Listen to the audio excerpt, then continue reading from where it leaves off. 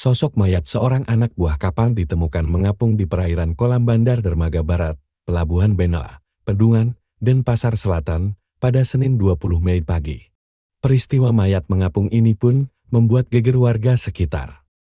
ABK yang tewas tersebut diketahui bernama Faizal Sahrul Bahri, berusia 26 tahun.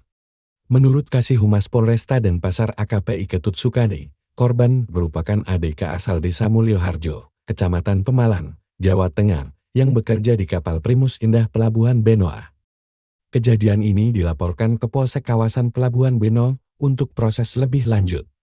Belum diketahui apa penyebab meninggalnya Faizal. Kepolisian telah membuat permintaan visum terhadap mayat korban, serta menghubungi petugas identifikasi. Peristiwa ini pertama kali diketahui oleh rekan sejawat korban bernama Wahyu Novianto, yang waktu itu baru selesai menurunkan mesin dinamo kapal bersama kaptennya sekitar pukul 9 WITA.